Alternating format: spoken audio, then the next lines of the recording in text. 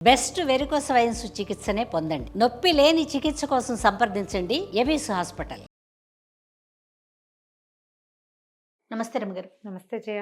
రమగారు, ఇప్పుడు భార్యలు చేసే పూజలు, వ్రతాలు, నోములు, వీటిల్లో ఆ ఫలితం అనేది భార్యలకే వాళ్ళకే ఉంటుందా, భర్తలు పిల్లలు వీళ్ళకి కూడా ఉంటుందా రమగారు? భార్యలు భర్తలు, భార్యలు కనుక ఏదో నోములు చేస్తారు, మామూలుగా సౌభాగ్య నోములు కదా జయ. ఏమైనా చేసేది ఎందుకు చేస్తారు కదా, సౌభాగ్యంగా ఉండాలని, నా భర్త ఆయురారోగ్య ఐశ్వర్యాలతో ఉండాలి, అవన్నీ నేను అనుభవించాలి. 5వ తనం కోసం చేసే నోములు. ఇప్పుడు భార్య 5వ తనం కోసం చేసింది అనుకో, అంటే 5వ తనం ఏంటంటే భర్త ఉండటం, అది భర్తకి చెందినట్టే. ప్లస్ నా పిల్లలు బాగుండాలి, నా పిల్లలు వృద్ధిలోకి రావాలి అని కోరుకుంటారు. పిల్లలు వృద్ధిలోకి వస్తారు, మా సంసారానికి ఏ ఇబ్బందులు ఉండకూడదు, మా కొట్లాటలు రాకూడదు అంటే మ్యూచువల్గానే అవుతాయి. సాధారణంగా ధర్మశాస్త్రము ఒక ప్రత్యేకమైన విషయం చెప్తుంది జయ. ఇంతకుముందు 5-6 సార్లు చెప్పినట్టున్నాము, చాలామంది పెద్దవాళ్ళు కూడా చెప్తారు ఇదే మాట. శాస్త్రం ఏం చెప్పిందంటే, ధర్మం ఏం చెప్పిందంటే, మగవాడు వాడు ఏ పుణ్యకార్యం చేసినా, ఏం చేసినా, ఎవరికి ఏ సహాయం చేసినా, తను ఏదైనా పూజ చేసిన, ఏ దేవాలయ దర్శనమో చేసిన, తీర్థాటన చేసిన, అన్నిట్లలో 50% భార్యది. కానీ మగవాడు ఏదైనా పచ్చిపాపం చేస్తే అది వాడిదే. పూర్తిగా అతనిదే బాధ్యత. అతని పుణ్యంలో మాత్రం భార్యకి 50% భాగం ఉంటుంది, తన ప్రమేయం ఉన్నా లేకపోయినా కూడా. కాకపోతే ఒకటి ఉంది, ఈ పాపాల్లో ఏదైనా పాపకార్యానికి భర్తని ఎంకరేజ్ చేస్తాయి. కొన్ని చేస్తారు కదా కొంతమంది. పాపకార్యం అంటే లంచాలు తీసుకోవడం కూడా అక్షరాల పాపకార్యమేనమ్మా. నీకు ఒక ఉద్యోగంలో జీతం వస్తూ, ఒక ఉద్యోగానికి జీతం తీసుకుంటూ, నువ్వు ప్రభుత్వానికో ప్రైవేట్ రంగానికో పనిచేస్తూ, ఎవరికైనా అనుకూలంగా పనిచేస్తే కొంత ధనం వస్తుందని, అది చెయ్యాల్సిందేనని పెళ్ళాలు ప్రోత్సహిస్తే కనుక ఆ పాపంలో మాత్రం భార్యలకి భాగం గ్యారంటీగా ఉంటుంది. ఓకే, ఎవరినైనా కొట్టడానికో, చంపడానికో, మోసం చేయటానికో ప్రోత్సహిస్తారు భార్యలు. అప్పుడు 50-50. ఓహో, వీళ్ళ ప్రమేయం లేకుండా చేసే పాపకార్యాలకి వాళ్ళకి ఏ సంబంధము లేదు.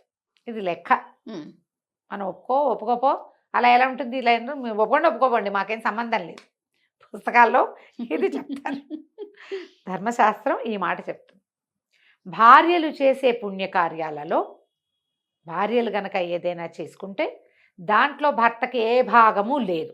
ఎందుకు రమ్మగారు? పాపం అనిపిస్తుంది కదా. మరి సమాన హక్కులు లేవని అడగట్లేదా మనం? అడుగుతున్నాం, అక్కడ హక్కులు అడిగాం, ఇక్కడ దీన్ని ఒప్పుకోవాలి. సరే, అలాగే భార్యలు పాపకార్యాలు చేశారనుకో, అది భర్తదే పూచి. సగమా ఫుల్లా? మొత్తం భార్య ఏదైనా తప్పు చేస్తే దాని పూచి భర్తది. మరి ఇది ఎప్పుడు ధర్మ సంబంధమైన వివాహాది క్రతువుల్లో ద్వారా వివాహం చేసుకున్న వాళ్ళకి మాత్రమే. ఓహో, మళ్ళీ మేమిద్దరం భార్య భర్త అనుకున్నాం, అక్కడెక్కడో చేసాం, గుళ్ళో పెళ్లి చేసేసుకున్నాం, దండలేసేసుకున్నాం, వీళ్ళకి కాదు. ఎవరికి తెలియకుండా చేసుకున్న దొంగ పెళ్లిళ్ళు, ద్వితీయ తృతీయ చతుర్థ వివాహాది క్రతువుల్లో పాల్గొన్న వాళ్ళకి, శాస్త్రవిహితమైన వివాహం జరిగిన వాళ్ళకి ఇది శాస్త్రం చెప్పబడింది. మరి పిల్లలు వేరే కథ ఉంది. ఇది పూర్తవని మొత్తం సెషన్ అంతా. భార్యలు భర్తకి తెలిసి ఆయన సంపాదనతో ఆయన కోసమే చేసే పుణ్యకార్యాలు ఏమైనా ఉంటే అవన్నీ భర్తలకు కూడా చెందుతాయి. భర్తల ఆరోగ్యం కోసం ఆయన డబ్బుతోటే వీళ్ళు దానం చేశారు. దానం చేసిన ఫలితం వీళ్ళకి, చేయబడిన ధనం వాళ్ళది కాబట్టి ఆ ఫలితం వాళ్ళకి. ఇది బాగుంది. అయితే భార్యలకి మాత్రమే తమ చేసుకున్నది తమకే లభించాలంటే వీళ్ళు చేసేటువంటి చేతి మాట, నోటి సహాయాలు, మంచి మాటలు, ఇవన్నీ వీళ్ళవి. జపం, ఏదైనా గురువుని ఆరాధించి వీళ్ళు చేసుకునే మెడిటేషను, వీళ్ళు అంతర్ముఖులై చేసే భగవదారాధనలో మగవాడికి భాగం లేదు, ఇవ్వరు. కానీ మగవాళ్ళు చేస్తే అది భార్యకు వస్తుంది. ఇలా ఎందుకు అని ఎప్పుడూ ఒక ప్రశ్న వస్తుంది జయ. శాస్త్రాన్ని ఎవరు నిర్మించారు? భగవదాజ్ఞతో ఋషులు మహర్షులు నిర్మించారు. అవునండి. ఈ భగవదాజ్ఞతోటి నిర్మించబడిన సృష్టిలో మగవాడు కష్టపడి పనిచేసి భార్యను పోషించాలనే నియమం ఏర్పరిచారు.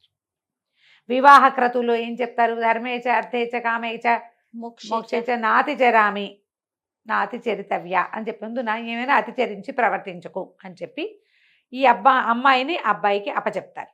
మగవాడికి ఆడదాన్ని అప్పచెప్తారు.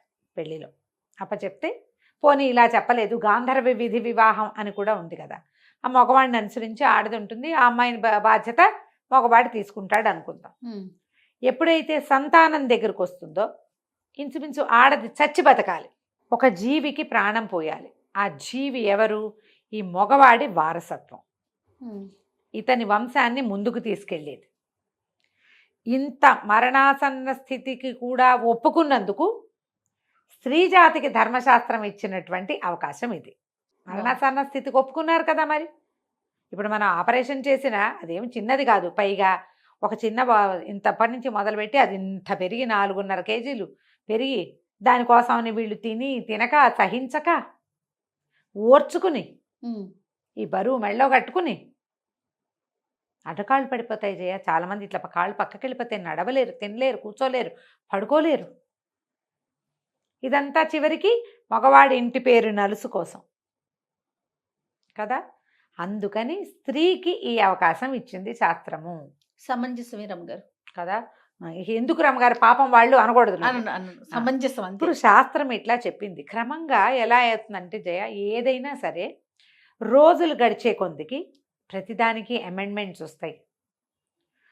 ఒకటి తర్వాత వీళ్ళు మనని మించిపోతున్నారనిపించినప్పుడు వాళ్ళని వంచి ఉంచాలనే భావన వస్తుంది. వాళ్ళని ఎక్కడ లొంగదీయగలరో అక్కడ లొంగదీస్తారు, ఎక్కడ అణిచేయగలరో అక్కడ అణిచేందుకు ప్రయత్నం చేస్తారు. ఒక బలవంతుడు ఒక బలహీనుణ్ణి అణచడానికి చాలా అవకాశాలు లభిస్తాయి. అట్లా స్త్రీలు అణగదొక్కబడ్డారు. దీనికి అనేక రకమైన సాంఘిక నైతిక కారణాలు ఏర్పడ్డాయి. వేరే జాతుల వాళ్ళు ఇన్వేషన్స్ వచ్చి వాళ్ళొచ్చి వీళ్ళొచ్చి వాళ్ళతోటి ఈ ఆడవాళ్ళకి చాలా సమస్యలు అయ్యి క్రమంగా వీళ్ళని వంటింటు కుందేళ్లుగా చేశారు. ఈ కుందేళ్లుగా ఉన్న వాళ్ళు కూడా అన్నప్పుడు కుందేళ్లుగా ఏం లేరు, ఇందులో గట్టి వాళ్ళు కూడా ఉన్నారు, ఇందులో గట్టి వాళ్ళు కూడా ఉన్నారు. సాంఘికంగా లోక సహజంగా సోషలైజ్డ్గా ఆడవాళ్ళని నొక్కి అణగార్చి ఉంచటమే ఒక కాలపు నియమంగా కొన్ని వందల సంవత్సరాలు అలా గడిచిపోయింది. అయినా కూడా వివాహాలు, సంతానము, ఓ అమ్మాయి చనిపోతే కోడలు చనిపోతే ఇంకో కోడలు తెచ్చుకోవడం, భార్య చనిపోతే ఇంకో భార్యను తెచ్చుకో, అవన్నీ నడిచేవి. అవును, నడిచేవి. కానీ శాస్త్రం ఎప్పుడు మారలేదమ్మా. అలానే ఉంది. మనకి తెలియకుండా అంటే ఇది మన వెనకాల జరిగే క్రియ కదా. నీకు పుణ్యం వచ్చిందా పాపం వచ్చిందా, ఎవరికి బదలాయింపు జరిగింది, అవంతా కనపడేవి కాదు, ఒట్టి మాట్లాడుకునే విషయాలు ఇవి. అవును, కనపడకపోవటంతో నమ్మని వాళ్ళు ఎక్కువయ్యారు.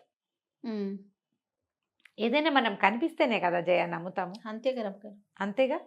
కానీ శాస్త్రం ఉందనేది ఉందిగా రమ్మగారు, ఉన్నది. ఇప్పుడు దీన్ని ఈ ప్రూఫ్ని నమ్మడానికి ఏది ప్రూవ్ చేసి చూపి అంటారు. దీన్ని ప్రూవ్ చేసి చూపించాలి, ప్రూవ్ చేయలేం మనం, కొన్ని చేసి చూపించలేము. కానీ శాస్త్రం అయితే చెప్పింది ఇదే రకంగా చెప్పింది. స్త్రీలు తమ భర్త శ్రేయస్సు కోరి చేసేది భర్తకి లభిస్తుంది, సంతానం శ్రేయస్సు కోరి చేసేది సంతానానికి ప్లస్ అవుతుంది. ఆమె కోరిక ఆమె ఎంత తీవ్రంగా కోరుకుందో దాన్ని బట్టి అతనికి పిల్లలకి వస్తాయి, వెళ్ళిపోతాయి. వాళ్ళకి చెందాలని కోరుకుంటుంది ఈవిడే, అది వాళ్ళకి చెందుతుంది. ఆమె భర్త ఎవరో ఆయనకి కుమారులు సంతానం ఎవరో వాళ్ళకి లోక సహజంగా జరిగేదేనమ్మా ఇదంతా. కానీ ఎప్పుడు ఈ ప్రశ్న వస్తుంది, మగవాళ్ళ పుణ్యంలోనే స్త్రీలకి భాగం కానీ పాపంలో సాధారణంగా భాగం ఉండదు. ఆడవాళ్ళు తప్పులు చేస్తున్నారు, ఏదైనా పొరపాటు చేస్తున్నారంటే అతని భర్త ఆమెను రక్షించాలి. నువ్వు సరిగ్గా రక్షించట్లా, అందుకే ఆవిడేదో తప్పు చేస్తోంది, ఆమె కావాల్సింది ఆమెను నచ్చేది నువ్వు చేయట్లేదు, అందుకని పాపం ఆమెది కాదు భర్తకి చెందుతుంది ఆ పాపం. కొన్ని పాపాలు పీరియడ్స్తో పోతాయని కూడా చెప్తారు, మంత్లీ ఋతుస్రావంతో పోతాయి.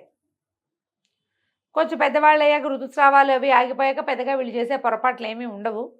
వాళ్ళు ఒళ్ళు దగ్గర పెట్టుకుని ఉండకపోతే ఆ పాపం వాళ్ళదే అవుతుంది, అంతేగా. ఋతుస్రావం ఆగిపోయాక కనుక ఏదైనా ఇతరత్ర వ్యవహారాలు ఏర్పడితే శాస్త్రంలో చెప్పబడిందే. అందుకని వృద్ధనారి పతివ్రత అంటారు. వృద్ధాప్యం వచ్చాక పాతివ్రత్యం ఆటోమేటిక్గా వస్తుంది. అదేదో వెగటుగా వాడినప్పటికీ ఇది క్రియ, ఇది అసలు విషయం ఇది. ఓకే. కాబట్టి భర్తలు పుణ్యకార్యాలు చేసేందుకు ఎంకరేజ్ చేయండి. వాళ్ళు ఎంత మంచి పనులు చేస్తే అంత మంచిది. 50% మీది. చెడ్డ పనులు చేయడానికి ప్రోత్సహించకండి. ఎస్. సాధ్యమైనంత ఆపడానికి ట్రై చేయండి. మీరు అందులో పాలు పంచుకోకండి. అప్పుడు మీ పుణ్యం ఎక్కడికి పోదమ్మా, అన్నీ మనకు రావాల్సినవి వస్తాయి. నమస్తే. నమస్తే జయ.